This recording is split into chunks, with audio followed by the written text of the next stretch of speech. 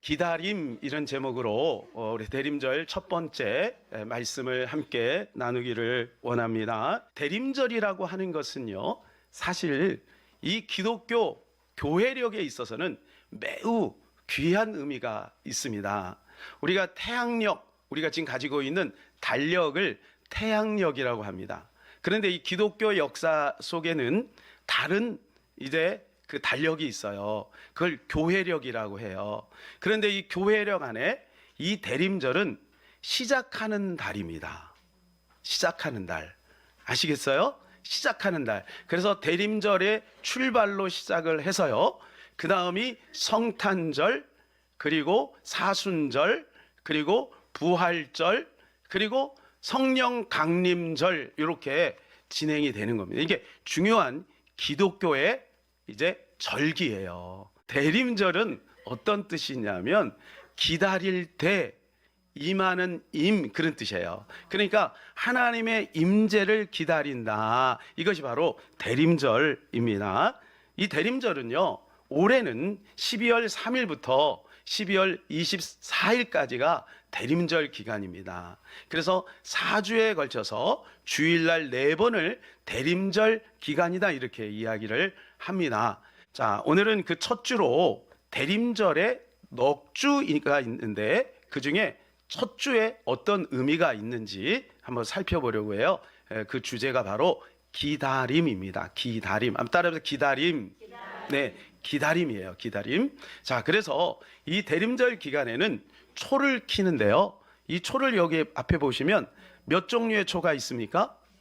그렇습니다. 4종류의 초가 있죠. 그래서 이게 다 각각 다른 의미가 있는 거예요.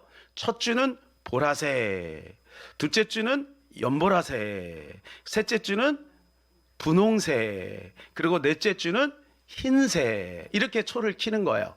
초를 키는 이유는 뭐냐 하면 불을 밝힌다. 그건 이따가 제가 여러분에게 설명을 해드리도록 하겠습니다. 그런데 그 초 색깔에 따라서 그 의미가 달라요. 그래서 보라색 초는 어떤 의미가 있냐면 기다린다, 그런 뜻이 있어요. 기다린다, 그런 뜻이 있어요. 그리고 두 번째 연보라색은 무슨 뜻이 있냐면 회개와 평화를 상징하는 겁니다. 그러니까 예수님이 평강의 왕으로 오지 않았습니까? 그래서 회개와 평강을 상징하는 것이고요. 그 다음에 세 번째 분홍색은 사랑과 나눔이에요. 그래서 우리가 크리스마스를 되면은 어떻게 해요? 가난한 사람들을 돕고, 우리 교회도 이제 연말이 되면은요, 우리 LJ테크와 함께 이제 이 동사무소에 많은 박스를 갖다가 전달을 합니다. 예, 그래서 어려운 이웃들을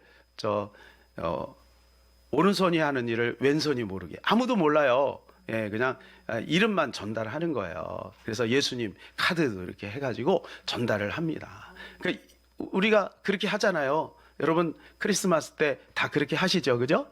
네, 하신다고 얘기해 주세요. 네, 네. 선물 받기만은 원하지 말고 이웃들에게 선물도 나눠주는 그러한 시즌 아니겠어요? 그렇게 이렇게 보내는 거죠. 그래서 세 번째 주에는 사랑과 나눔, 그 다음에 마지막 주 흰색이죠. 이거는 뭐냐면 만남과 화해입니다. 만남. 예, 누구와 만나는 거예요?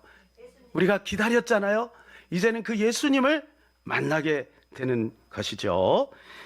자, 오늘은 그 첫 번째 보라색 초를 켜는 날입니다. 예, 그 의미는 아까 뭐라 그랬어요? 기다림이라 그랬어요. 기다림은 소망을 뜻하는 겁니다. 우리가 지금 예수님을 이 한 달 동안 이제 기다리는 거예요. 기다리는데 어떻게? 설렘으로 기다리는 거예요. 그리고 그 예수 그리스도가 12월 25일 날 아침에 오시는 거죠. 그때 그 예수님을 맞이할 때 기다린 자는 기쁨으로 맞이하는 거죠. 그게 기다림의 축복인 것입니다. 그래서 성경에 보면 기다림에 대해서 많이 이야기를 해주고 있어요. 노아를 보게 되면 120년 동안을 기다렸습니다. 몇 년을 기다려요? 이야, 엄청 기다렸죠. 아브라함은 몇 년을 기다렸냐? 25년을 기다렸어요. 다윗과 요셉은 13년을 기다렸어요. 그러니까 기다리면 기다릴수록 어때요? 그 기다린 결과물이 오게 되면 그 가치가 높아지는 거죠. 하나님은 왜 이토록 우리 사람들에게 기다리게 하실까요?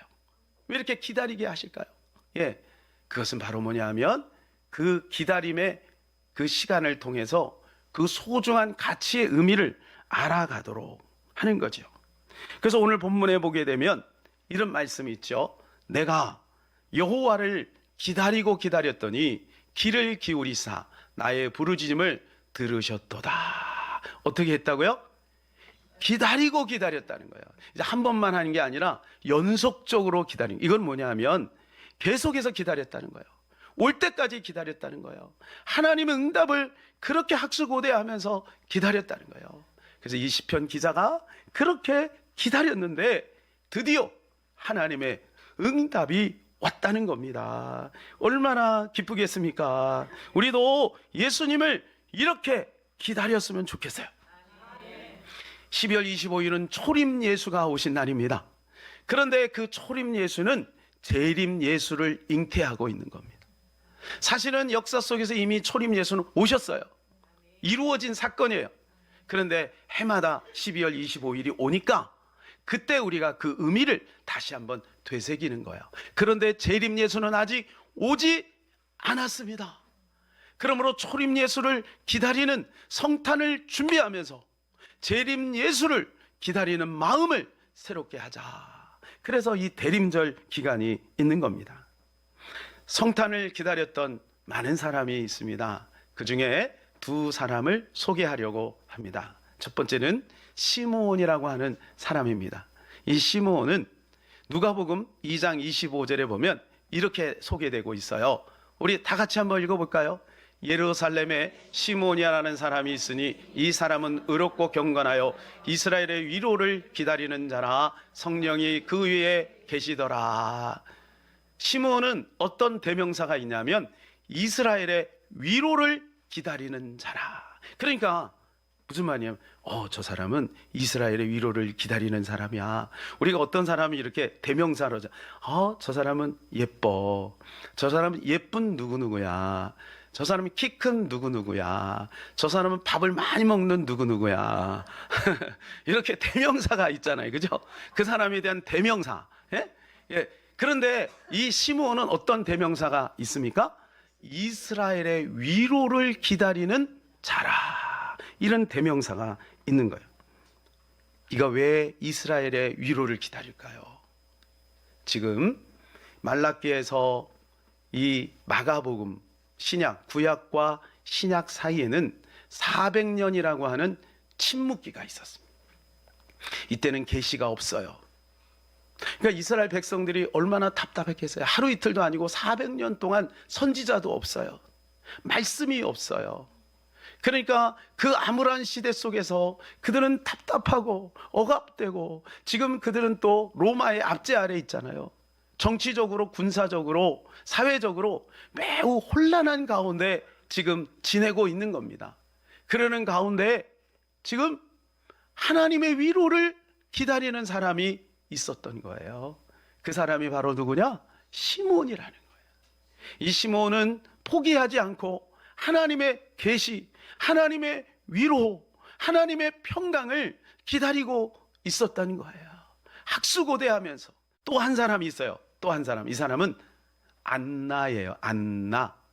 누구라고요? 안나. 그런데 안나가 나이가 지금 몇 세냐면 84세예요. 과부가 된 지 오래됐어요. 그러니까 얼마나 외롭겠어요. 아까 시므온은 지체가 높은 양반이라 그랬죠. 그렇죠? 그런데 이 안나는 천한 사람이에요. 소외당한 사람이에요. 외로운 사람이에요. 과부예요. 여러분, 그런데 그 할머니도 이스라엘의 위로를 기다리고 있었던 거예요. 그러니까 시대가 암울하고 힘들어도 이렇게 하나님의 위로를 기다리는 사람들이 있었다는 거예요. 사랑하는 여러분, 오늘 저와 여러분이 어떻게 살던 오늘 그 예수 그리스도가 여러분의 마음에 임하고 여러분의 가정에 임하면 여러분의 가정에 위로가 임하게 될 줄로 믿습니다. 여러분의 마음에 위로가 임하게 될 줄로 믿습니다.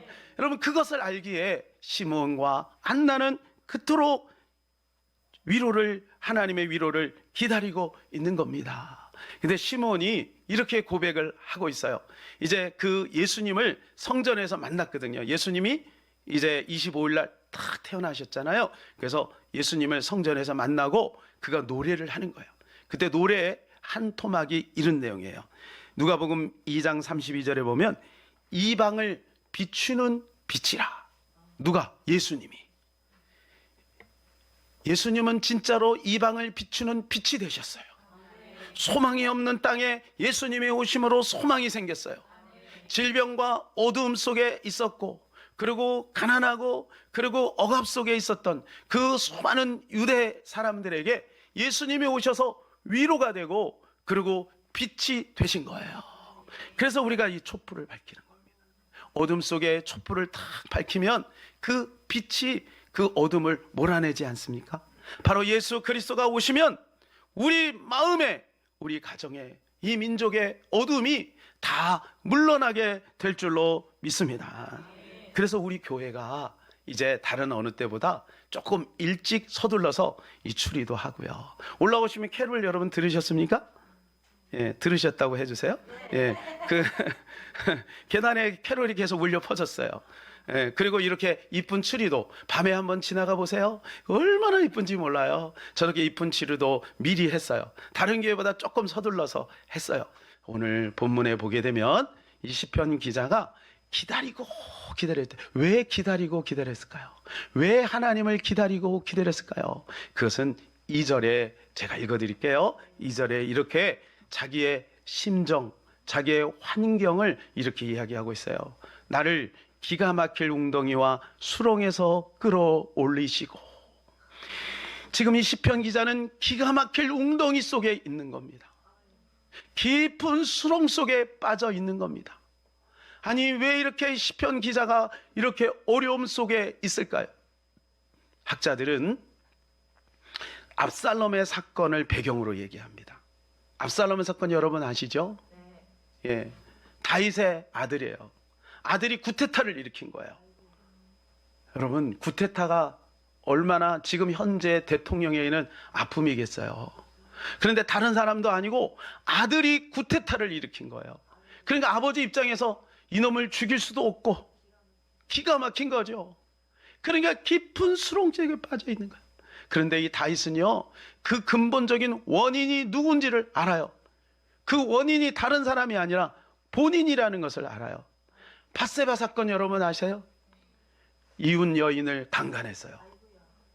그리고 그 남편을 살인해 버렸어요. 세상에. 그러니까 그것 때문에 하나님께서 진노하셔요. 그래서 나단 선지자를 보내서 어떻게 합니까? 내가 너에게 고통을 줄 거야. 그것이 때가 온 거예요. 그런데 다른 것도 아니고 아들이 구테타를 일으켰으니 아버지 입장에서 자기가 잘못됐다는 양심은 있고 환경적으로는 너무나도 힘들고, 그러니 할 수 있는 것은 오직 한 가지, 하나님을 기다릴 수밖에 없는 거예요. 그래서 1절에 내가 여호와를 기다리고 기다렸더니 하나님이 나를 외면하지 않으시고 나에게 응답하셨다. 이렇게 고백하고 있는 것입니다. 허복랑 선교사님이라고 혹시 아세요? 들어보셨어요? 이 허복랑 선교사님이 연세가 지금 86세예요. 86세인데 전 세계를 다니면서 복음을 전하세요. 머리를 이렇게 쫙 하시고 흰 저고리 입으시고 그러고 다니면서 복음을 전하시는데 얼마나 이 복음의 강도가 센지 몰라요. 근데 이분이요, 이런 간증을 하시더라고요. 21살에 폐병을 앓았어요. 폐병을 앓았는데 이 폐병이 얼마나 심한지 각혈을 하잖아요. 그러면 이 각혈을 하면 그 현미경으로 안 봤는데도 그 피 속에 벌레가 왔다 갔다 할 정도로. 그러니까 뭐 끝난 거죠. 그런데 또 한쪽에는 복막염이 생겨가지고 배가, 아가씨 21살 아가씨가 이만큼 배가 나온 거예요. 그리고 위암이 생겼어요. 간경화가 생겼어요. 7가지 합병증이 생긴 거예요. 춘천의 가톨릭 병원에 갔더니 의사가 하는 말이, 아가씨는 소망이 없어. 이제 많이 살면 3개월이야. 혹시 아가씨가 살더라도 절대 결혼은 하지 마. 왜냐하면 자식을 못 낳아. 아기를 못 가져. 그러니까 결혼할 생각하지 마. 그때는 아기 못 낳으면 소방 맞았잖아요. 86세니까 그죠? 옛날 얘기잖아요. 그 소방 맞으니까 결혼을 포기했어요. 그러다가 누군가에게 한 성도님에게 용문산이라는 기도원이 있어요. 용문산에 가면 나운몽 장로님이라고 계신데 거기에 수천 명이 모여서 수많은 사람이 질병을 고친다는 이야기를 들은 거예요. 그래서 이 아가씨, 호복랑 아가씨도 소망을 가지고 올라갑니다. 그동안 신앙생활을 제대로 하지 않았어요. 왔다 갔다 하니까 잘 알지도 못해. 근데 문을 딱 열고 들어가니 기가 막히게 다 미친 사람이야. 박수를 이렇게 치는 게 아니라 막 이렇게 막 치는 거야. 아가씨 그러지 않아도 이게 숨을 못 쉬거든요. 복막염이 너무 이 숨을 쉴 때마다 면도칼로 여기를 자르는 것 같은 그런 고통이 있대요. 그래서 숨도 제대로 못 쉬고 그리고 건들면 몸도 아프고 각혈을 하잖아요. 그러니까 하지 말라고, 나를 건들면 각혈이 생긴다고 그렇게 얘기했는데도 불구하고 계속 치는 거야. 그래서 이 아가씨가 약간 곤조가 있어가지고 요만한 깡통을 갖다가 거기서 각혈을 해버리는 거야. 그냥 각혈을 하니까 어떻게 해요? 옆에 막 피 튀잖아요. 그래서 처음에는 막 하다가 사람이 다 도망가는 거지, 그죠? 그래서 이쪽에서 치면 또 이쪽에다 대고 각혈하고 그러니까 점점 자기 땅이 넓어진 거야. 다른 쪽은 다 다닥다닥 붙어 있는데. 근데 문제는 뭐냐? 한 3일 지나고 그러니까 여기저기서 사람들이 고침을 받아요. 와! 보여요! 눈이 보여요! 봉사가 눈을 뜬 거예요. 안진뱅이가 일어난 거예요. 내가 걷게 됐어요! 그래서 막 쇼하는 것 같더라는 거지. 그 어떤 사람은 귀가 틀려요 막 이러면서 이제 귀머거리가 귀가 열리는 거예요. 허봉랑은 가만히 보니까 믿음이 없으니까 그러죠. 가만히 보니까 꼭 쇼하는 것 같더래. 그러니까 그런 의심이 있으니까 자기 병이 안 고쳐지겠죠. 근데 열흘이 그냥 후딱 지나갔어요. 이제 이러고 나서 이제 내려가야 돼. 근데 의사가 뭐라 그랬어요? 3개월 끝났어. 그럼 어차피 자기는 죽은 목숨이야. 시한부 인생이야. 그러니까 어떻게? 여기서 쇼부를 봐야 되겠다. 그런 생각이 들어가지고 나운몽 그 원장님에게 편지를 쓴 거예요. 무슨 편지를 썼냐? 원장님, 제가 이렇게 몸이 아파서 올라왔는데 주변에 있는 사람들은 다 고침을 받는데 나는 안 고쳐져요. 그래서 제가 사생 결단하고 이제 오늘 3일 금식하기로 작정을 합니다. 그리고 저 높은 그 용문산에 사자바위라고 있대요. 사자바위에 올라가서 내가 하나님 앞에 기도하려고 그래요. 그러니 혹시 제가 기도하다가 죽거들랑 저희 시신을 저 용문산 옆에 양지 바른 곳에 묻어주시기를 바랍니다. 이렇게 하고 아가씨 21살짜리가 그 산으로 올라간 거예요. 한여름에 얼마나 더워요, 그죠? 그러니까 사람들도 여기저기서 기도하지요. 근데 문제는 밤이 온 거야. 밤. 캄캄한 밤이 오니까 사람들이 해가 지니까 다 내려가요. 그죠? 근데 이 아가씨는 지금 몸에 기운도 없고 금식도 하고 그러니까 내려갈 힘이 없어. 그리고 작정했잖아. 죽기 아니면 까무러치기로 작정한 거예요. 그런데 문제는 밤이 오니까 무서운 거야. 그래서 자기 생각에 이런 생각이 폐병보다 내가 차라리 폐병을 앓다가 죽는 게 낫지. 이 무서움이 너무 힘든 거야. 이 무서움이 너무 힘든 거야. 그래서 자기도 모르게 막 얘기하는 거야. 무서워. 어떻게? 무섭다. 그런데 자기 입에서 무슨 말이 나오냐 하면 뭐가 그렇게 무섭니? 너는 조금 있으면 어차피 죽을 목숨인데 뭐가 그렇게 무서워? 자기 입에서 그런 말이 툭 튀어져 나오는데 갑자기 무서움이 싹 사라진 거야. 그리고 이제 기도를 하는 거야. 뭐 기도를 해봤어야지. 이제 원망만 하는 거죠. 하나님, 이게 내가 나이가 지금 21살밖에 안 됐는데 나는 어릴 때부터 가난하게 자랐고 이제 조금 철이 들어서 먹고 살만하니까 이게 뭐냐고 하면서 하나님 앞에 대드는 거예요. 막 대드는데 그런데요, 불이 확 임한 거예요. 하늘에 불이 확 임하더니 그 다음에 제일 먼저 오는 게 잠이 오더라. 그동안은 잠을 못 잤거든요. 숨을 못 쉬어서 잠을 못 잤고 그리고 배가 고파서 못 자고 저녁이니까 무서워서 못 자. 그럼 하루에 2시간도 그냥 졸다가 기도하다가 막 이랬는데 갑자기 불이 탁 오니까 12시간을 잤대요. 그래서 그다음 그러니까 이 금식을 마치는 정오까지 12시간 딱 잠을 잤는데, 그것도 그냥 한밭에서 이렇게 바위에 기대 가지고 잠을 잤어요, 아가씨가. 예? 그리고 눈을 딱 떴는데 제일 먼저 물이 먹고 싶더라는 거예요. 금식을 하면 입이 말라요. 입이 마르고. 그리고 이 아가씨는 물 한 방울 먹지 않고 금식을 했거든요. 그러니까 얼마나 목이 타겠어요. 그래서 자기가 물을 먹으면 다 토해내는데 그래도 입에라도 좀 적시고 싶어서, 물을 먹고 싶어서 자기 가지고 오는 물을 이렇게 입에다가 적시고 물을 마셨는데 물이 쑥 내려가더라는 거예요. 이상하다. 그리고 딱 일어났는데 복수가 빠져버렸어요. 밤새 오줌으로 다 빠져버렸어요. 그리고 이제 몸이 안 좋으니까 기저귀 같은 걸 찾잖아요. 그런데 거기에 밑에 보니까 계란만한 이만한 시커먼 것이 나오고 코에서 막 희한한 냄새가 막 나더라는 거예요. 희한한 냄새가 막 독한 아주 그런 냄새가 나더라는 거예요. 그리고 일어나 보니까 몸이 가벼워진 거예요. 야, 신기하다. 이게 뭔 일이냐. 그래가지고 얼른 내려가서 배가 고프니까 막 먹어봤대. 근데 먹히더라는 거예요. 야, 이거 하나님이 나를 고친 거 아니야? 그가 올라가서 하나님 앞에 기도하기는 이렇게 기도한 거예요. 하나님, 내가 나온몽 장로님에게 안수도 한번 받지 않았어요. 나는 무슨 기적을 바란 것도 아니에요. 그리고 나는 오직 하나님만 의지고 하나님만 기다리면서 기도하는 겁니다.